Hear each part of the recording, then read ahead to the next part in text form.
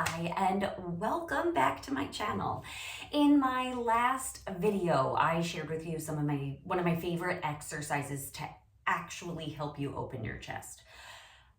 What I am offering to you is more than this simple stretches, passive stretches that feel good and provide relief. I'm not anti-passive stretch. I love them. They feel good and they have a place in your programming.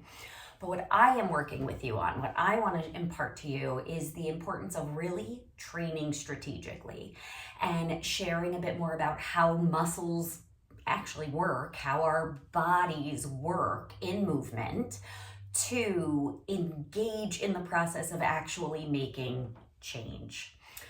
So in the last video, we talked about hypertonic and hypotonic and muscle tone in general, and strength versus weakness isn't always the accurate term. And today I want to show you some of my favorite things that I do to address tight shoulders. Now, the shoulder joint, which calling it a ball and socket, I find to be very generous because I have seen an x-ray of a shoulder and it's like, this is the socket and this is the ball. Versus your hip, this is the socket, this is a ball. That looks like a ball in a socket to me. The shoulder, it's a ball next to a curve. But anyway, tight shoulders can exist in every direction. They can be stuck down, you can't really lift them. They can be tight forward, back, up, down, any which way. So it is a complex joint with a lot of potential, and I want you to have access to all of it. Now, something that I find brilliant about Joseph Pilates and the Pilates method is that the equipment uses springs for resistance rather than, if you use a dumbbell, you lift the weight up, you put it down. I mean, you work through the range of motion as well, but you can kind of get up and down. With springs, you have to engage through the full range of motion. And what I love about that is that it is so effective. It is so effective that I've been doing Pilates. I started when I was 15. So I've been doing Pilates for over 25 years, and it is like magic. It just works. So today I want to show you some stretches using a theraband, which, while not a spring, works similarly, right? And if you just let it go, you get the feedback. You see the slack, sometimes it makes a snapping sound, right? And we don't want that to happen. So what I like about it is that it's similar to a spring, with you staying engaged through the full range of motion. And the reason that these are so effective is that our muscles are essentially loaded springs, or like these big rubber bands. So they speak the same language, if you will. So I'm going to show you a couple of my favorite things that will address the potential tightness in your shoulders in every range of motion, creating both a stretch, but also some work and engagement. That's what an active stretch is.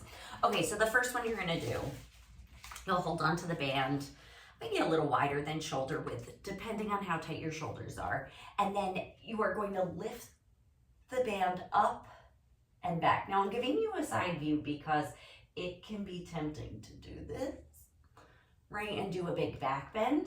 But if you try not to, that really puts the movement into the shoulder joint. And you will feel a stretch wherever you're tight. You'll feel it across the top of your chest, the front of your shoulders, the tops of your shoulders. Maybe you feel it in your lats. Maybe you feel it in your armpits. Wherever you feel it is good. Do a couple more. The things we want to avoid are like hot, sharp, stabbing pain. Don't do that. Okay, so we did that. Now, you are going to I want you to use a long band, because now, I'm going to unfold it. You're going to stand on the middle of it with your feet hip distance apart, and then walk your hands down so that when you stand up, you have a bit of tension on the band. And then all you do right now is shrug your shoulders up and then slowly lower them down. You squeeze your shoulders up to your ears so your neck disappears, right? So you engage your traps and you're stretching your lats. And then as you slowly lower, you're engaging your lats a bit more and stretching your traps and some other stuff too. Lift up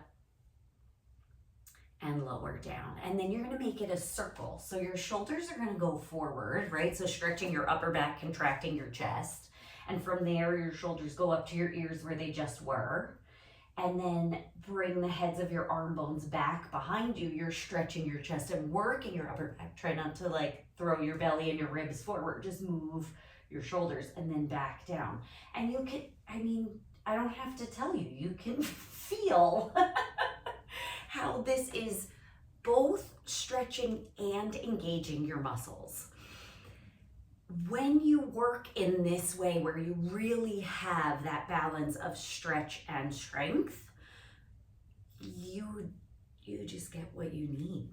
Our bodies really respond to that. And then go the other right back, up, forward, and down, back, forward, and down. One more time, back, up, forward, and down. Okay, you're gonna walk your hands towards the ends of the band, but you're still standing on it. And then thumbs facing down, so you're making fists, but your palms are facing back. You're gonna lift your arms. It's not just a lift up, because that could shorten. Reach your arms long and away, and away. So it's not about up, it's about away, away, away, and in. That makes me think of when the sister does the talent show in Dirty Dancing. I don't know if that's the first thought that came to your mind, but it definitely was the first thought that came to mind. So you're right, you feel how you're using your shoulders, the tops of your arms, right? But you're also lengthening at the same time. One more time. Lift up and lower down. One more thing here. Hold on to the band. Pretty close together, palms up, make fists. Elbows right by your sides, and then open the band and slowly close. So really targeting the rotator cuff, right? And all the rotator muscles in your shoulders. And you can do however many you want to do. I'm just going to do it a couple times. And then to end, grab the band again, just like how we started, and see how it feels to do that stretch. My guess is it feels different, but I want to hear from you. So go ahead and comment below. Let me know how your body feels, how it felt before, how it felt after the first time you did the big shoulder stretch versus the second time. And don't forget to smash that subscribe button and share this video with a friend. All right, I'll see you next time. We're going to be talking about tight hip flexors. You don't want to miss it.